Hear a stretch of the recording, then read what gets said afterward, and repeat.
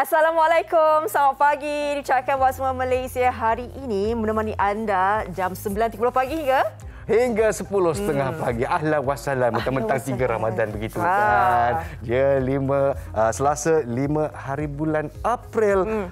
Tarikh rahmat pada anda yang sedang berpuasa. Selamat berpuasa kaum muslimin dan muslimat. Dan saya sendiri bersyukur kembali bertugas. Saya rindu. Selamat kembali, Nas. Saya rindu Fariha dan juga tim. Awak seorang je terselamat ya? Saya seorang je terselamat. Itulah dia, last man standing di rumah saya sendiri. Isteri jatuh sakit dengan COVID-19. Anak-anak semua pun terpaksa dikuarantinkan. Jadi dapat merasalah menjadi single care provider. Lepas tu saya bungkuskan diri sendiri supaya kita terus boleh bertugas.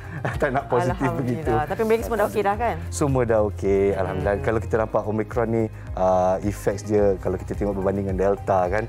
Kalau kita tengok mereka yang sesak nafas dan sebagainya. Jadi untuk saya nampak anak-anak saya mild. Semuanya dua tak ada simptom, satu teruk juga simptomnya.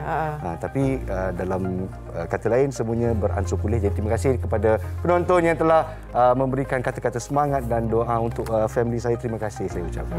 Baik. Apapun, kita teruskan perjuangan 3 Ramadan ini. Yes. Semalam nampaknya ada juga yang bercerita kata pergi bazar Ramadan harga naik tu biasalah adik. Tak tahu memang harga akan naik lah kan. Okey. Kita nak kongsikan dulu pengisian hari ini berkaitan dengan inilah COVID-19. Kan? Kes COVID-19. Kongsikan. Jadi dalam kita nampak bazar Ramadan yang begitu ramai tu. Ya, takut. Takut. Dan jumlah kes jangan lupa ya, masih 10,002 orang yang dicatat pada 4 April 2022. Jadi kepada anda yang masih berada di luar sana yang ingatkan okey dah tak ada COVID lagi. Oh, tidak sama sekali. Tolong teruskan terapkan SOP. Saya memuji MBPJ ya yang telah mempunyai mesin baru ya. Kalau kita nampak satu orang yang menjaga satu mesin ni, kalau dah cukup orang ada dalam bazar tu, cukup, tak boleh masuk lagi. Maknanya dia ada pengiraan kuota juga lah berapa orang nak masuk. Ya, saya demi keselamatan. Baik. Okey, kita nak bawakan pengisian MHI. Nanti nak bawakan pastinya peminat-peminat kumpulan Hijaz. Kita tanya manalah kumpulan Hijaz ni. Apakah perkembangan terbaru mereka? Nanti kita bawakan salah seorang daripada mereka anggota ini. Kita nak mengimbas kembali nostalgia seni Hijaz. Sebenarnya mereka ni tidak menyepi. Ada je, betul. Ya, Hijaz ni walaupun dah lama sejak 1997. Bayangkan tu awak kata apa? Saya nak kata tingkatan saya dah habis sekolah. Dah habis sekolah. Awak tahulah berapa umur saya sebenarnya. Allahuakbar. Okey. Apa kita nak kenal dulu berkenaan dengan kumpulan Hijaz ini kan? Apa kata kita saksikan.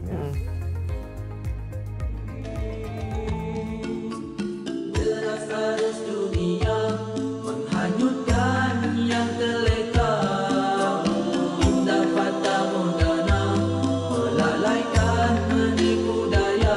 Sejarah kegemilangan genre nasyid pada sekitar tahun 90-an membawakan persaingan yang sihat dalam industri muzik tanah air.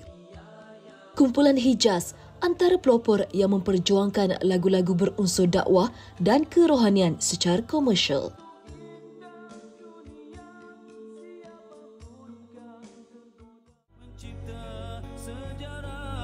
Fata Morgana, Rasulullah dan Sumayyah antara karya hebat kumpulan Hijaz yang menjadi siulan peminat sehingga ke hari ini.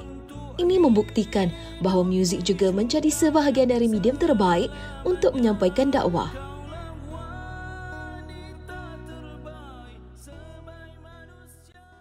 Lagu kegemaran saya untuk kumpulan Hijaz adalah lagu Sumayyah. Sabarlah keluarga Yasir, bagimu syurga di sana, dan kau pun tega memilih syurga walau terpaksa berkorban nyawa. Rasulullah, dalam mengenangmu kami susuli lembah dan sirahmu. Dalam diri selembut sutra kau miliki iman yang teguh. Kau nyalakan obor agama dirimu bak lentera. Moga amanlah dan bahagia di kau di sana. Setangkai doa juga Fatihah terus ku kirimkan. Moga di sana kau bersama para solehin. Kau sahabatku, kau teman sejati. Yang menghayati memang penuh syahdu. Itulah dia peminat Tegar Hijaz. Macam mana Fariha? Boleh nyanyi sikit? Saya sedih saya dengar dia punya penghayatan tu. Baik, kita terus tanyakan pandangan antara ahli Hijaz ni. Kita bawakan Encik Munif Hijaz, penyanyi utama kumpulan Hijaz ni. Assalamualaikum. Assalamualaikum warahmatullahi wabarakatuh. Segak berbaju batik. Allah. Abang Munif, terima kasih kerana bersama-sama kami di pagi hari. Terima kasih sama-sama. Dan sebagai peminat Hijaz, terutama peminat-peminat di luar sana, memang teruja Hijaz dah lama tak keluarkan album. Walaupun sebenarnya dari 1997 sampai sekarang, sebenarnya Abang Munir ada keluar solo sekali-sekala kan? Ada. Tu cerita sikit. Okey, dia kita dulu memang dalam satu company lah, Hijaz Record, tapi industri tak berapa okey kan. Tahun saya ingat tahun 2010-2011 syarikat terpaksa kita tutup lah. Jadi selepas tu saya dah tubuhkan syarikat juga, rakaman MH Pro. Tapi itu pun bertahan dalam sampai 2015. Jadi lepas 2015 tu kita memang company untuk recording ni memang tak ada. So masing-masing adalah masa Hijaz ni masih wujud dan masih lagi buat persembahan untuk single-single kita masih buat. Cumanya di segi macam dulu tu aktif tu dah tak dalam dalam penerbitan lagu-lagu tu dah kurang. Jadi saya ni bila kalau dulu pun zaman-zaman Hijaz Record pun saya sebenarnya ada dalam Hijaz Record sendiri ada 7 album solo. Cumanya album tu ialah dalam syarikat lah kan. Album solo tu maksudnya album zikir, selawat dan juga ada single-single juga zaman-zaman tu. Cumanya bila baru-baru ni PKP kita 2 tahun lama sangat kan. Di peringkat awal tu saya tak ada buat apa-apa kat rumah, macam bosan lah pula kata kan. Jadi bila bosan tu saya pun try lah dengan nasihat daripada kawan-kawan yang cakap sekarang zaman YouTube, you kena buatlah something supaya peminat masih ada dan minat masih nak dengar dia menyanyi apa semua kan. Jadi saya pun buat YouTube. Bila buat YouTube tu, bila kita dah buat satu single, saya pun nak buat yang seterusnya, kita bukan ada bajet sangat kan, sebab kita nak buat tu bukannya kecil dia punya kos kan. Jadi alhamdulillah kat sini peminat-peminat sebenarnya yang memberi sokongan. Dia orang mula support dengan bantuan sikit-sikit dana-dana dia orang bagi kan. Jadi bila dia orang bagi tu saya teruskan. Bila saya buat cumanya dana tu tak adalah banyak mana. Jadi ujung-ujung tu kita kenalah top up juga kan. Cumanya alhamdulillah sepanjang PKP ni saya ingat 20 lagu ada kot saya buat single. Wow. So, kira satu bulan satu single. Buat sendiri. Shoot sendiri, buat kat rumah kadang-kadang kan. Dan video muzik alhamdulillah saya ucap terima kasihlah kepada kawan-kawan saya juga yang kata beri sokongan. Mereka ni orang kata tak berkira sangat. Kalau kita nak buat video pun tak berkira sangat. Yang penting abang boleh buat, dia kata jadi cantik, alhamdulillah kan. Jadi dia orang nak support saya masih berkarya dengan inilah. Alhamdulillah sampai ke hari ini. Baik. Bila melihat tadi kan sebelum kita interview kan, kita tengok generasi baru tau. Betul. Yang nyanyikan lagu Hijaz tu. Dan sekarang ni pula pun ada juga lagu single terbaru, Tari Ramadan. Mungkin boleh ceritakan juga. Okey, seperti tahun lepas pun saya ada buat single Ramadan, iaitu Ramadan Karim bersama dengan penyanyi Rabani, Zul Rabani. Jadi tahun ni alhamdulillah bila saya tanya dekat Facebook siapa nak support untuk saya buat lagu Ramadan tahun ni kan, alhamdulillah ada daripada pertubuhan sukarelawan Adiniyah ni, dia support saya. Jadi dia bagi sikit dana. So saya buat lagu Ramadan dan saya syuting lagu ni di Perlis, Indra Kayangan. Sebab kalau tengok video tu orang tahulah, orang Perlis tahulah. Jadi alhamdulillah video pun dah siap semua. Kita pun dapat orang kata masuki Ramadan dengan single yang memeriahkan lagi Ramadan lah. Sebab Hijaz ni ditubuhkan satu Ramadan, untuk makluman semualah. Jadi kira yang ini tahun yang sambutan tahun Hijaz yang ke-25. Ya betul. Baru saya nak cakap tahniah di atas tahun yang ke-25. Jadi bolehkah peminat-peminat di luar sana mengharapkan sesuatu yang baru daripada Hijaz? Apakah perancangan seterusnya? Setakat ni ialah kita baru saja habis PKP. Kita baru saja orang kata dapat bertemu dan dapat jugalah 1-2 persembahan baru. Belum betul-betul kata dapat betul-betul lepas lah kan. Jadi masih lagi ada SOP-SOP yang tertentu. Jadi insya-Allah selepas ni kita ada fikirlah kalau kita nak buat something ke apa ke, kita akan fikir selepas ni insya-Allah.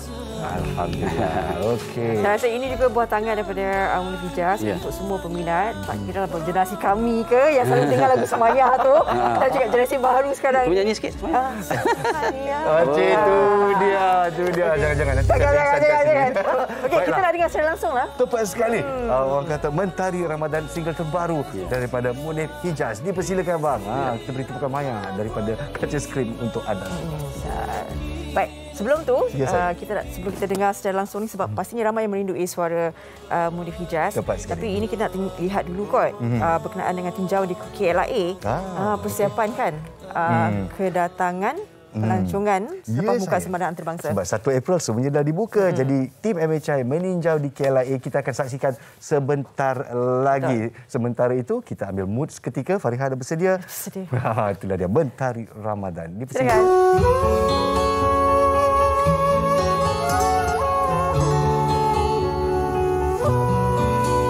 Ramadan, ahlan ya Ramadan. Ramadan, ahlan ya Ramadan. Sinaran mentari Ramadan kembali bersama bingkisan kasihnya Ar-Rahman.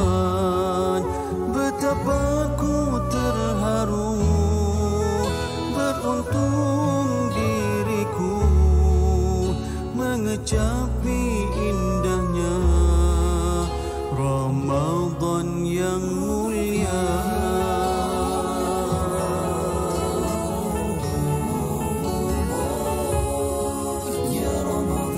Nur Ramadan terangi alam, amal dan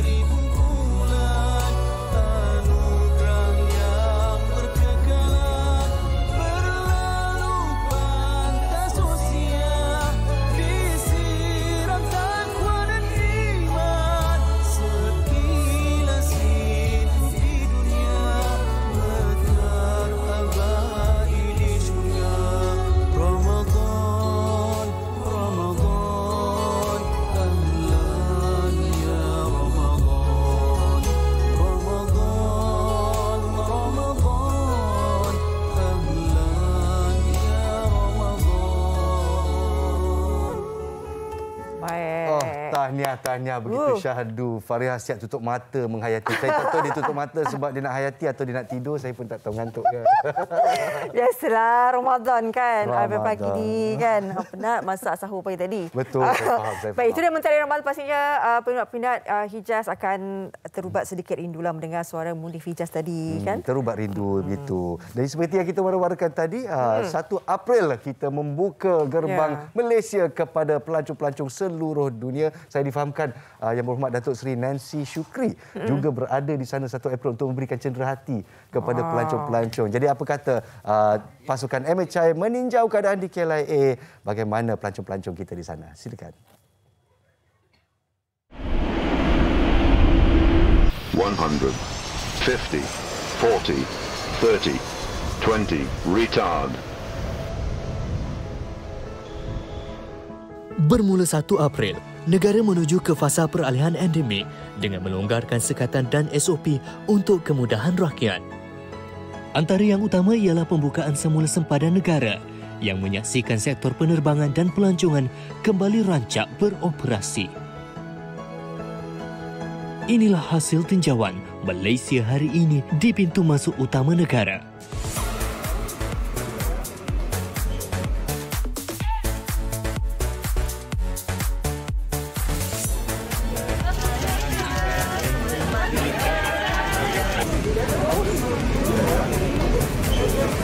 I was waiting because of the pandemic, so it's perfect timing for today. I'm very happy that I made it, or that we made it, that we are here, talking to nice people. Everybody talks about the food. Yeah, the food. We're excited about. Even the kids are really excited about the food. We like that. The kids love any type of noodles or ramen or rice. They're super excited. We're just excited to get to experience the country and see more things now that everything's opened up. Yeah, we've been in Abu Dhabi for 2 years, so we've seen a lot of desert. So now it's time to see something green.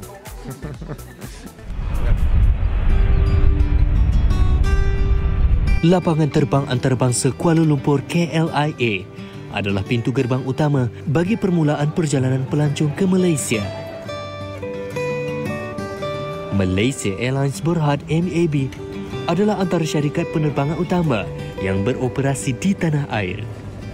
Walaupun terkesan disebabkan pandemik, syarikat penerbangan ini tetap konsisten dalam memastikan keselamatan penumpang dilakukan secara menyeluruh. Kru MHI turut berkesempatan meninjau hangar pesawat yang terletak di pangkalan utama.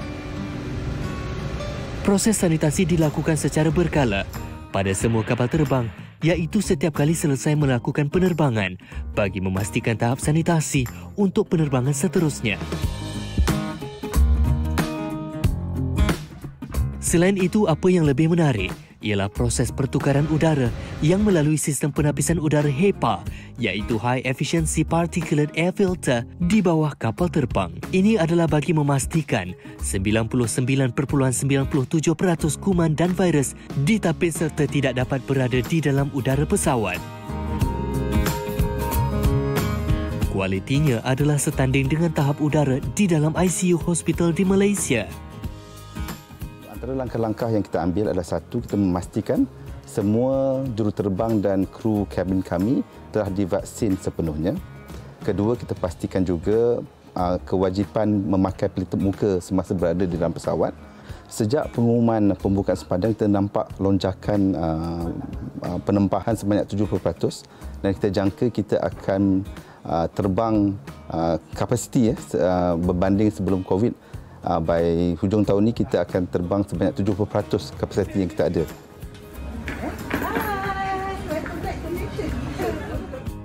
Langkah serupa diambil Malaysia Airport Holdings Berhad MAHB bagi memastikan prosedur keluar masuk pengguna lapangan terbang lebih cekap selepas beberapa kisah tular mengenai kesukaran yang dialami mereka yang tiba di KLIA sebelum ini. Jadi kita mengambil langkah-langkah yang lebih berjaga-jaga seperti sanitasi yang kami jalankan pada setiap hari, yang juga melihatkan daripada penjagaan daripada mula masuk dan juga sampai ke keluar, menyingkatkan lagi ya proses yang sedia ada ini supaya penumpang-penumpang dengan selesanya turun kapal terbang dan terus saja boleh ke destinasi mereka di luar, balik rumah ke hotel ke dan sebagainya. Kami mengambil langkah proaktif. Jadi kami bersama dengan Kementerian Pengangkutan dan juga Kementerian Kesihatan bersama-sama melihat kepada protokol dan langkah-langkah yang perlu diambil. Faktor-faktornya mestilah nombor satu untuk memastikan keselamatan, itu yang paling utama. Tetapi nombor dua juga untuk menyenangkan kepada, memudahkan kepada pada penumpang. Berdasarkan jadual penerbangan terkini yang dikeluarkan, pada hari ini, 5 April, sebanyak 61 pesawat akan tiba dari dalam dan luar negara di KLIA sahaja. Manakala pada hari yang sama, sebanyak 59 pesawat juga akan berlepas dari KLIA menuju ke serata dunia, termasuk penerbangan domestik. Ini menunjukkan perkembangan positif yang pasti akan memberi kelegaan kepada sektor penerbangan bagi kelangsungan mereka.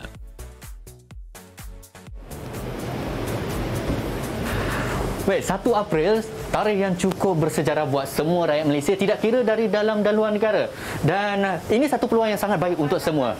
Pastinya nilai keselamatan yang dititik beratkan oleh Malaysia Airport Holding Berhad dan juga Malaysia Airlines dalam memberi jaminan keselamatan kepada semua penumpang yang melancong dan pulang ke Malaysia. Mesti semua dah buat senarai semak ke destinasi pelancongan kan? Tapi buku merah jangan lupa bawa. Moga-moga belum tamat tempoh. Kita dah masuk fasa peralihan endemik. Takkan kita nak memencilkan diri. Jom kita bercuti, kita penuhi hasrat hati. Malaysian 4 runway 3 to right, clear for takeoff.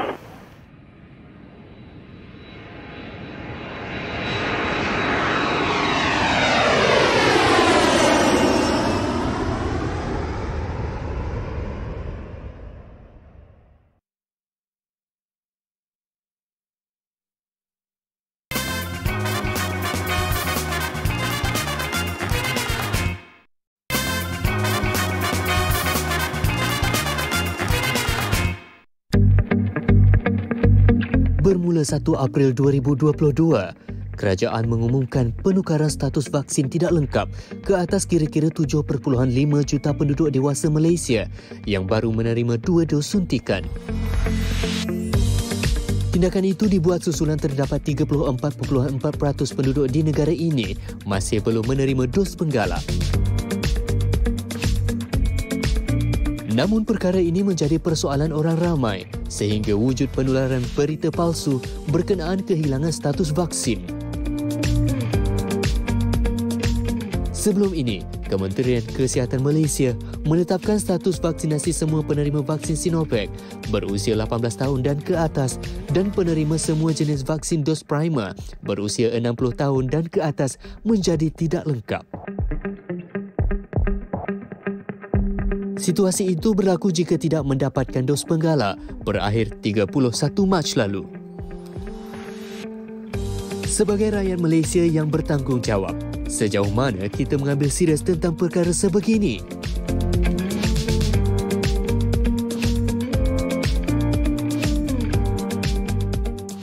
Itulah dia laporan terkini tentang status vaksinasi buat penduduk Malaysia. Jadi apa yang kita ada sekarang, hampir 830,000 warga emas dan hampir 1.8 juta rakyat Malaysia dan penerima dos lengkap vaksin jenis Sinovac masih belum mendapat dos penggalak mereka. Takut tak, Farah? Takut?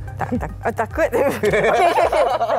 Gelak, Doktor. Baik, kita nak kenalkan Dr. Rosnah Ramli, pakar perunding Perubatan Kesihatan Awam bahagian kawalan penyakit Kementerian Kesihatan Malaysia, juga merangkap pengurusi Jawatankuasa Komunikasi Strategik COVID-19 KKM.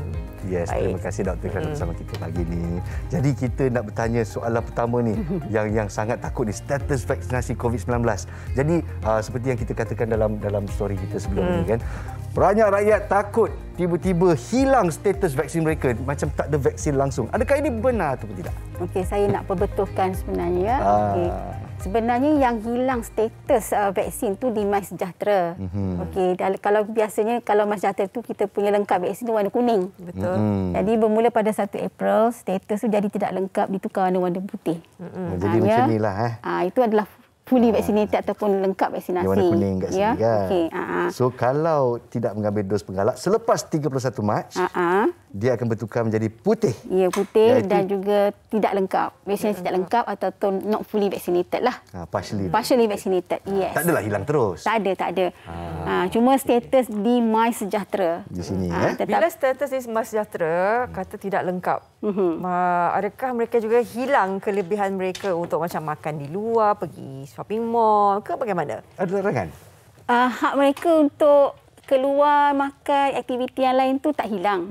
Tak hilang, masih boleh lagi. Cumanya sekarang ni mengikut SOP yang terkini, syarat ataupun untuk melakukan aktiviti luar tu adalah bergantung kepada status lengkap vaksin primer. Jadi kalau yang dah tak ambil booster tapi dia ambil primer tu lengkap, tak kisahlah dos tu sama ada. Kalau vaksin tu 2 dos, lengkap 2 dos. Kalau vaksin tu 1 dos lah. Dia ada vaksin berbeza-beza kan. Jadi berdasarkan kepada status vaksin primer. Lengkap vaksin primer, bukan kepada status booster. Cumanya hilang di MySejahtera lah. Hilang di MySejahtera tapi tidak lupus sama sekali maklumat tu masih, maklumat vaksinasi tu masih ada. Cumanya yang luas status vaksinasi tu dia hilang di MySejahtera. Jadi kalau tak hilang maknanya kita masih mempunyai hak untuk ke sana ke sini untuk makan dan sebagainya.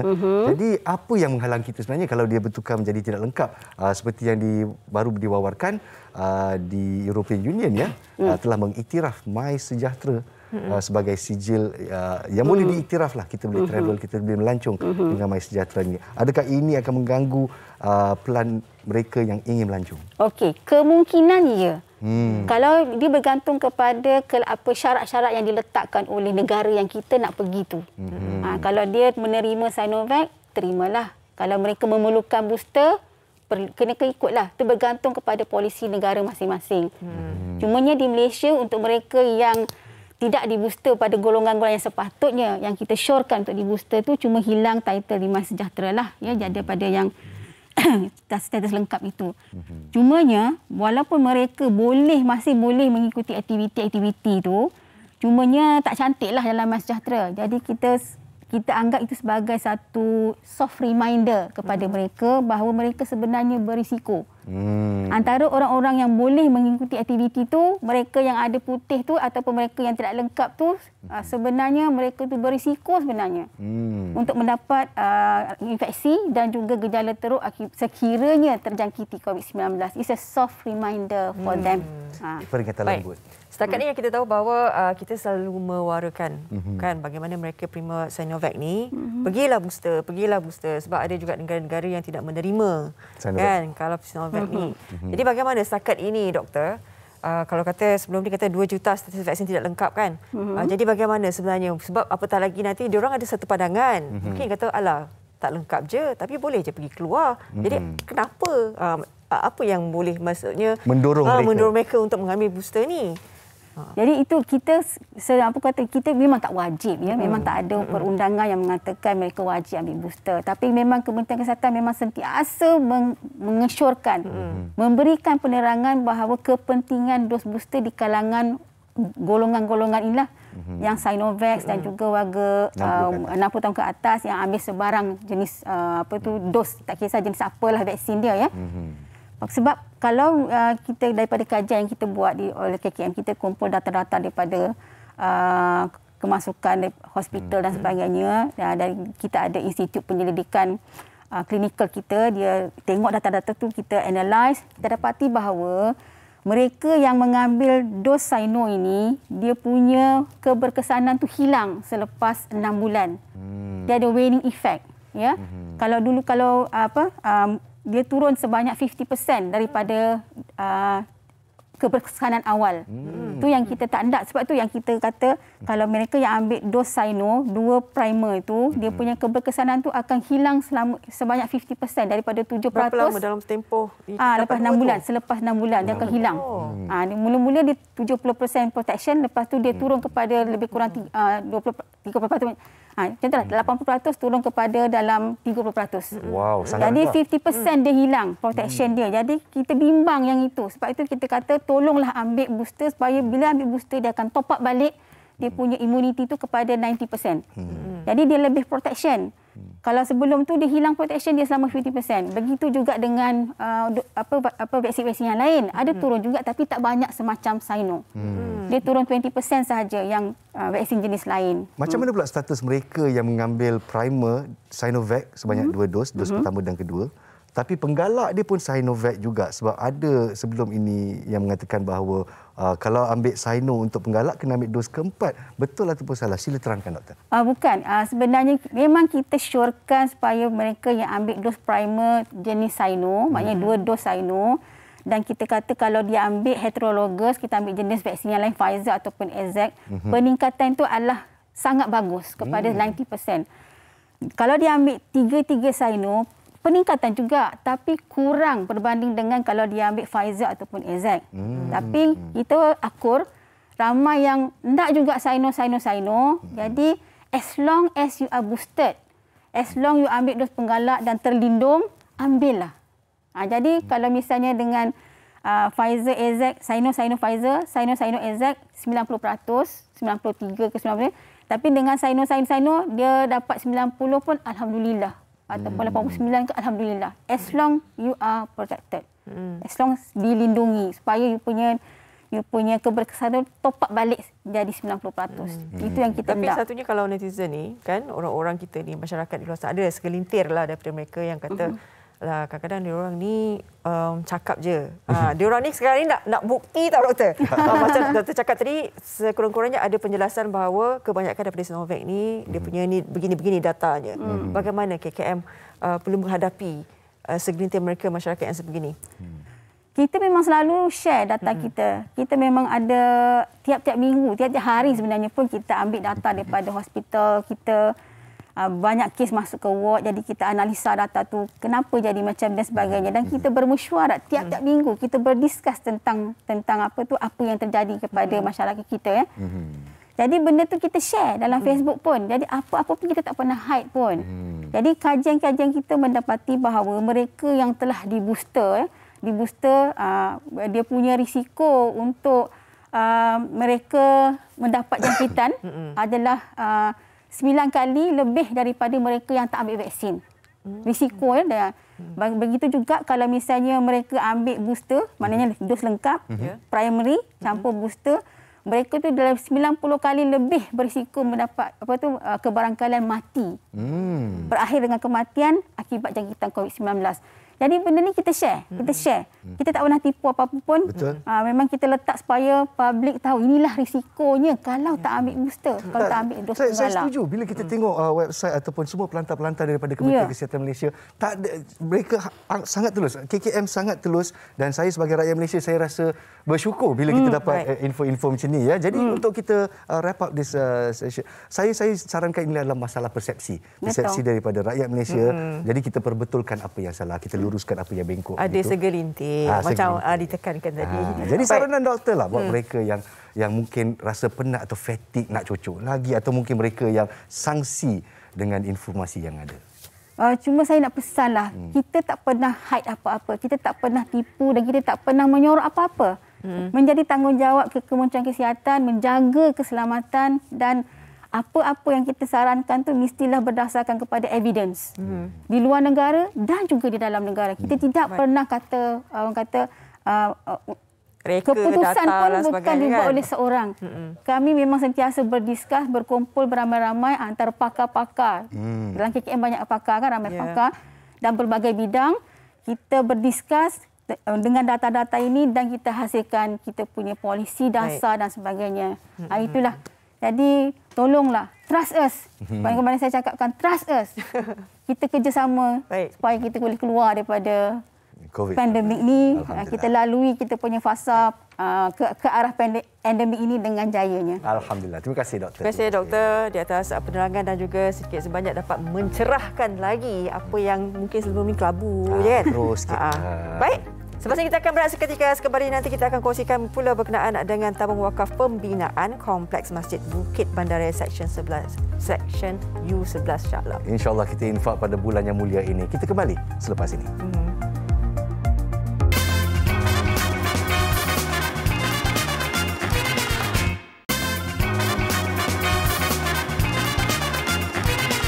Terima kasih kerana masih bersama kami di Malaysia hari ini. Nazrul Rahman telah pun berjanji untuk bercerita tentang nikmat infak di bulan Ramadan. Jadi di sini topik kita adalah kita ingin bercerita tentang pembinaan Kompleks Masjid Bukit Bandaraya Seksyen U11 Shah Alam bersama dengan Ustaz Rozi Rejab, seorang pendakwa bebas yang merangkap Duta Khas Wakaf Pembinaan Kompleks Masjid Bukit Bandaraya Seksyen U11 Shah Alam ini. Assalamualaikum Ustaz. Waalaikumsalam warahmatullahi wabarakatuh. Apa khabar Abang Nas? Alhamdulillah, selamat berpuasa kita. Sama Ramadan Karim. Ramadanul Karim kepada Ustaz juga. Jadi di sini kita teruja juga kepada penduduk-penduduk di sekitar Shah Alam ni.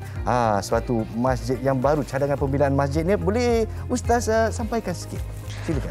Assalamualaikum warahmatullahi wabarakatuh. A'udzubillahi minasyaitonirrajim. Bismillahirrahmanirrahim. Alhamdulillah. Allahumma salli ala Muhammad wa ala ali Muhammad. Pertama-tama sekali Abang Nas, terima kasih banyak-banyak kepada MHI TV3 kerana sudi menjemput kami untuk hadir program Temu Bual Bicara yang berprestij ini. Masya Allah. Terima kasih. Pada bulan Disember 2020, Jawatan Kuasa Penaja Pembinaan Masjid Bukit Bandaraya Seksyen U11. Orang selalu tanya, kat mana Bukit Bandaraya ni? Kat Shah Alam ya. Saya ulang, Seksyen U11 telah pun ditubuhkan setelah hampir 20 tahun. Masya Allah, tabarakallah. Kawasan perumahan ini mula didiami oleh penduduk yang majoritinya umat Islam. Ya. Jadi selama itulah kita tak ada masjid lagi yang khusus, dan kali ini bukan sekadar masjid ya Abang Nas dan semua penonton MHI yang budiman. Kita nak membina kompleks masjid yang lengkap ya. Dan buat masa ini kalau kita lihat kawasannya mencecah 300 ekar. 300 ekar, masya-Allah tabarakallah. Dan jumlah keseluruhan rumah dijangka sampai 4,000 unit dan jumlah penduduk akan mencapai 20,000. 20,000 dalam satu dalam masa yang sangat dekat ini. Kemudian masa yang sama juga surau sedia ada di Bukit Bandaraya ni hanya boleh menampung Abang Nas, hanya boleh menampung, jangan terkejut 1,000 aja. Allahu Akbar. Ya, yang selebihnya itu tidak ke surau jemaah yang berhampiran, dan apalagi masjid negeri di Shah Alam di Seksyen 11 ya. Jadi macam mana perkembangan terkini kutipan dana yang telah disumbangkan oleh orang ramai dan berapa lagi yang diperlukan Ustaz? Baik, kita tahu dengan pelbagai keadaan yang sedang kita hadapi, syukur alhamdulillah tabarakallah. Hampir 757,000 telah pun terkumpul, dan dengan angka yang kita nak capai 16 juta, tak banyak pun 16 juta. Jauh lagi tu. Jauh lagi tu. Tapi kita yakin dengan bantuan, sokongan dan juga semangat jihad yang tak pernah luntur, kita akan dapat mencapai apa yang kita cita-citakan, insya-Allah, menyediakan fasiliti yang terbaik untuk penduduk U11 Bukit Bandaraya Shah Alam, insya-Allah. Insya-Allah. Jadi kepada penonton di luar sana, inilah dia butir-butiran. Kita ada QR code juga yang anda boleh scan atau imbas untuk berinfak kepada projek ini. Dan dalam mereka tengah salin-salin ni ambil gambar Ustaz. Boleh tak Ustaz cerita sikit kebaikan berinfak khususnya pada bulan puasa ini? Abang Nas. Nabi kata wa tasaddaqu, perbanyakkanlah bersedekah kamu dalam bulan Ramadan ini. Kerana pahala bersedekah dalam Ramadan ini cukup dahsyat gandaannya. Bahkan Allah Subhanahu Wa Taala menjanjikan untuk selamatkan orang-orang yang bersedekah khusus dalam Ramadan daripada azab api neraka Allah. Selalu kita nak buat baik ni kita suka tangguh-tangguh. Jangan ya. Ayat 10 surah Al-Munafiqun cerita bagaimana orang yang tangguhkan sedekah bila tiba ajal, dia akan beritahu, ya Allah, tolong lewatkan sikit kematianku sebab aku nak berinfak, aku nak bersedekah. Pada waktu malaikat kata, bukan lagi saat ini kerana engkau telah diberi masa yang panjang dan engkau satu ketika telah sia-siakan apa yang Allah Ta'ala sebut. Dan sedekah ini cukup dahsyat. Dalam era endemik sekarang ni, sedekah sebenarnya Abang Nas dan semua kita dapat mengelakkan daripada penyakit. Dawu mardakum bisadaqah, Nabi sebut. Ubati sakit kamu dengan bersedekah. Dan dengan orang yang bersedekah, yang berinfak ini, tanda orang itu berjiwa pelindung sebenarnya. Bukan sekadar dia mementingkan keselamatan di pihak dirinya, keluarganya, tapi ke semua masyarakat yang lebih komprehensif. Jadi bersedekah ni cukup dahsyat, ya, mengajar kita hidup secara bermasyarakat, sosial, tak pentingkan diri sendiri dan pelbagai lagi manfaat yang terbaik. Alhamdulillah. Jadi di sini semoga kita dapat menghayati pesanan Ustaz di bulan Ramadan ini. Jadi inilah dia butiran-butiran. Sekali lagi kalau boleh kita tamak gambar, kita screenshot atau kita boleh tonton kembali di laman Facebook kita. Tabung Wakaf Pembinaan Kompleks Masjid Bukit Bendara Shah Alam. Inilah dia nombor-nombor akaunnya, Bank Islam dan juga Maybank. Dan juga anda boleh imbas QR code je. Sekali lagi kita nak ucapkan terima kasih kepada Ustaz Rozi Rejab kita, iaitu pendakwa bebas yang juga cuba mengepul dana untuk projek. Abang Nas siapa membina rumah Allah di bumi ini, Allah membina istana untuknya di syurga nanti. Betul, insya-Allah. Terima kasih banyak-banyak kita ucapkan. Baiklah, kita akan berehat seketika di Malaysia hari ini, dan apabila kita kembali mungkin lebih peluang untuk anda merebut points ataupun pahala untuk akhirat nanti. Silakan selepas ini.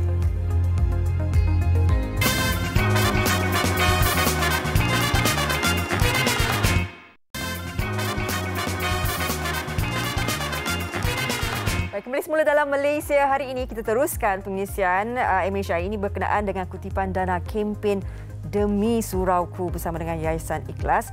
Jadi kita terus nak bersama dengan Ustaz Hanafiah Malik, pendakwah selebriti. Assalamualaikum Ustaz. Waalaikumsalam warahmatullahi. Salam Ramadan Ustaz. Sihat ke? Salam Ramadan. Baik. Ustaz muka segak. Pastinya ada benda yang Ustaz nak kongsi bersama kami ni berkenaan dengan berinfak dengan harta tercinta. Mungkin Ustaz boleh terangkan berkenaan ini. Alhamdulillah. Alhamdulillah kita dah masuk dalam bulan Ramadan. Kita dapat puasa dalam masa yang sama. Kita dapat apa? Kita dapat solat tarawih macam biasa. Alhamdulillah. Dan yang paling penting kita kena syukur, alhamdulillah kita hidup lagi. Dan ketika kita hidup ini, kita kena rebut peluang untuk jadi hamba Allah yang bertakwa. Allah Ta'ala berfirman, Ya ayyuhalladzina amanu, kutiba alaikumusiyam, kama kutiba alal ladzina min qablikum la'allakum tattaqun. Kita diwajibkan berpuasa sebagaimana umat terdahulu, moga kita bertakwa. Takwa, ciri pertama takwa. Fariha tahu tak apa makna takwa? Takwa maknanya cinta. Tapi syarat bercinta dengan Allah, dia ada 3 T. Takut, tapi taat. Dan ciri orang bertakwa pula, surah Ali Imran ayat 134. Yang pertama, mereka suka bersedekah waktu susah atau senang. Yang kedua, mereka mampu menahan marah. Yang ketiga, mereka pemaaf. Yang keempat, mereka baik. 3 P, 1 B. Pemurah, penyabar, pemaaf dan suka melakukan kebaikan. Jom rebut dalam bulan puasa ni untuk mendapat takwa. Jom kita derma harta yang kita cintai.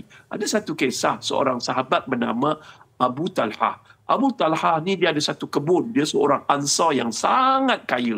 Dan apa berlaku? Rasulullah suka minum air dekat kebun dia.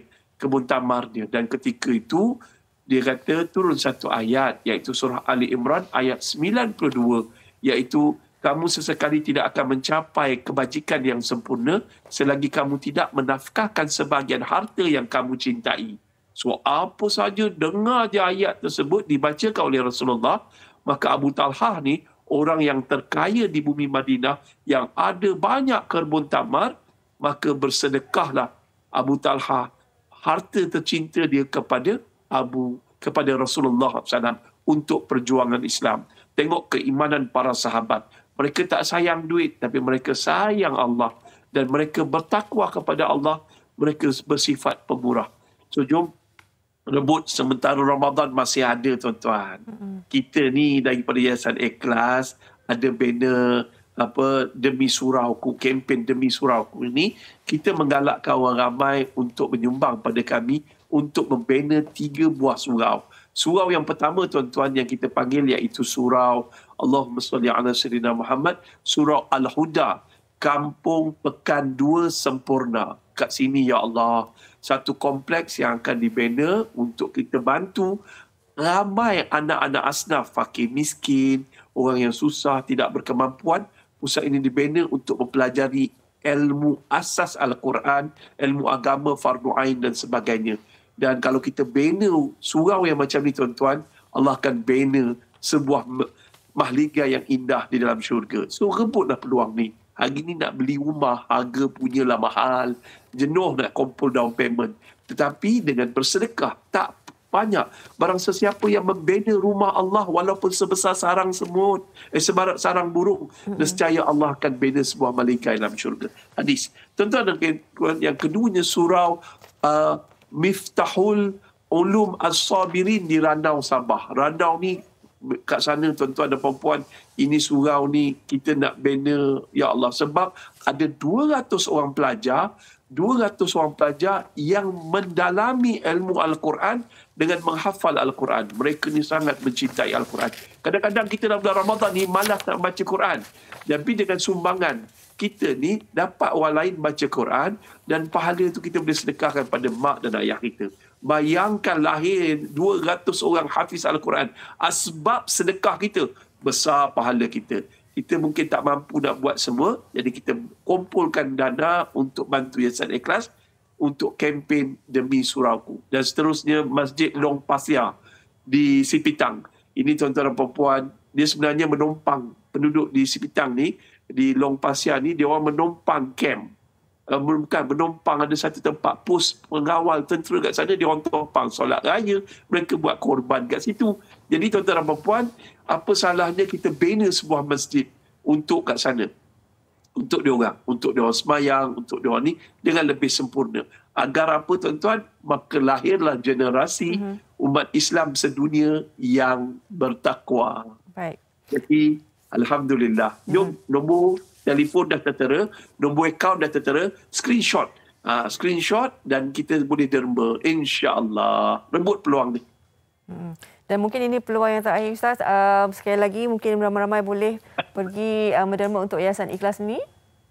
Boleh. Tuan-tuan boleh kat situ sedekahsini.com ataupun telefon 019-611-5954 Puan Amani. Demi Surauku. Tu ada nombor akaun yang tertera. Tuan-tuan screenshot. Ada juga barcode tuan-tuan boleh scan. Lillahi ta'ala. Tak banyak, sedikit. Mudah-mudahan Allah kurniakan kita syurga yang hampir dengan Rasulullah SAW. Amin. InsyaAllah. Terima kasih banyak-banyak Ustaz Hanafiah Malik di atas perkongsian ini. Moga-moga dengan bulan Ramadan ini kita sama-sama mendapat keberkahannya Ustaz ya. Ustaz jaga diri Ustaz. Ya, insyaAllah. Assalamualaikum. Waalaikumsalam warahmatullahi wabarakatuh. Okey, itu dia berkenaan dengan kita kongsikanlah kepada mereka yang mungkin sebab orang Malaysia suka menyumbang. Panas. Abang Nas ni apa Nas? Awak pun nak bagi saya Abang Nas juga. Jangan. Isteri saya menonton tu. Oh, apa bagi saya? Sebab tadi Ustaz Rozi pun kat sini panggil Abang Nas. Tiba-tiba aura tu sama. Oh, aura tu sama. Ingat sebab panas-panas saya duduk di sana kan. Okey, kita apa lagi yang kita nak kongsikan? Jadi di sini kita akan kongsikan topik kita pada hari esok di Malaysia hari ini, tawaran kerja palsu di media sosial. Selalunya bila kita nampak suatu iklan kerja yang nampak betul ke ni, gaji dia macam ni, pangkat dia macam ni, boleh percaya ke? Bila kita boleh tanya percaya ataupun tidak, selalunya kita kena sanksi lah di sana ya. Kadang-kadang gaji tu macam tak, dia kata macam 5,000 dalam masa sebulan dan sebagainya. Kerja tak susah dan sebagainya kan. Itu kadang-kadang baik-baik dia pancing tu. Danger. Baik, dan juga kepada siapa yang Sinovac, saya saya dia berkata. Saya. Yang belum ambil, cepat ambil sebab tadi kan dah beritahu kan bagaimana kalau kalian tak ada booster tu berapa banyak yang hilang dah sebenarnya. Tepat sekali. Kekebalan itu. Jadi walaupun status vaksinasi kita berubah daripada kuning fully vaccinated kepada putih partially vaccinated, ia tidak mengacau program kita untuk ke sana kemari, tapi keselamatan harus diutamakan. Gunakan tanggungjawab kita lah tu kan? Memang tanggungjawab sebagai satu masyarakat ya untuk menjaga kesihatan bersama-sama. Baik. Faria, lepas ni awak boleh tidur, okey? Jaga diri. Jaga kesihatan ya. Okey, Assalamualaikum semua. Selamat pagi dari kami, MHI.